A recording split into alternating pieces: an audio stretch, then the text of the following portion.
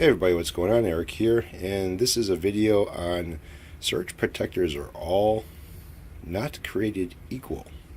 Yes. This is the old power supply from my server. Now, my buddy had this server for a long fucking time, and I gave him the system case for it.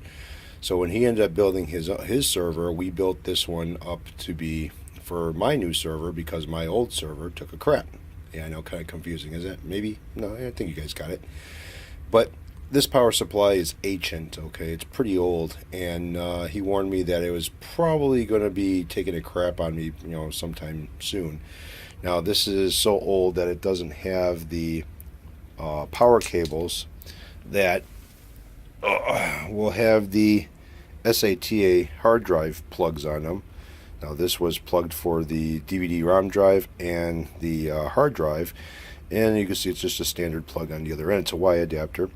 This one doesn't have that, so it's pretty old. Now, but it worked. It served its purpose. Now, what I mean about the surge protectors not being created equal, usually I use Monster surge protectors, and yesterday we had a storm come through here, which was pretty bad, and we had quite a few storms that came through here. It was pretty bad yesterday. I guess we ended up hitting a surge, and it took out the power supply for my server. Now, the computer that's also plugged into it's basically one of these, the HP All-in-Wonders that my daughter uses, and it didn't mess with that, but it fucked with this. So I've got another power supply, the one that I bought for my old server because I thought maybe the power supply was gone. So this one has the SATA ATX power wire, so I don't have to worry about using a Y adapter or anything. So basically, I'm just going to need these two plugs right here for the hard drive and the DVD-ROM drive. These two plugs right here, I got to tie those out of the way, which is basically going to be for the hard drive bay, which is this right here, and main, and this little guy right here. That's all I'm going to need. So I already broke off the plug that's on the power supply. It was kind of attached right here. Broke that off. I'm going to have to tie that up and put it away someplace, like get out of the way of everything. Now, the bad thing about this is that, yeah, you see there's a lot of room inside here, but you want to try to maximize as much airflow as possible in any type of a computer. This way, keeps your motherboard cool, keeps all the components that need to be cooled down. Now, this doesn't have any type of like a high performance video card or sound card or anything. That's the motherboard right there. That's everything. That little box, which is about it's about as big as my hand.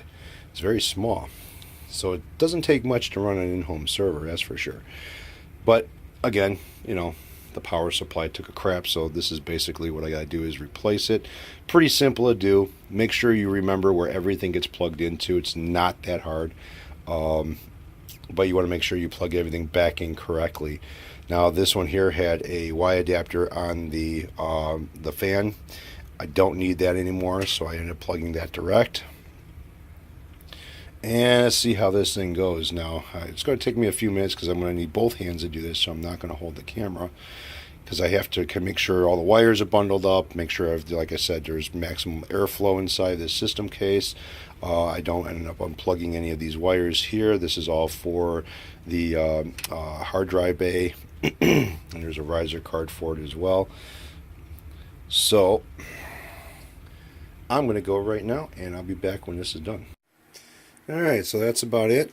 I still have pretty much enough air movement over here. I still have enough airflow over here. It's pretty much open. I know it looks kind of like a spaghetti wired mess, but it's actually not. It's actually organized for the length of the wire that I have.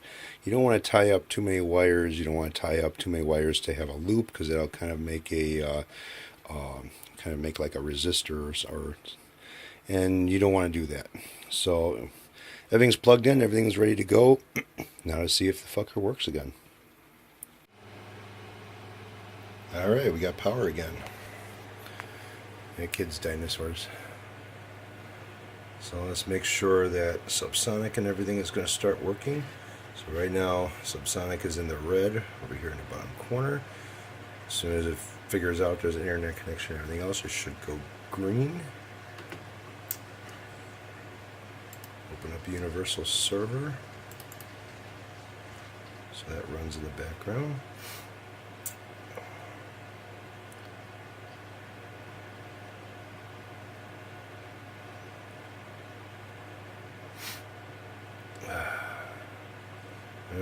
Universal Server is running.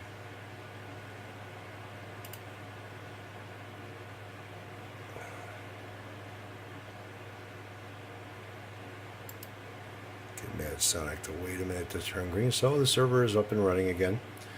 So that's it. She's good to go.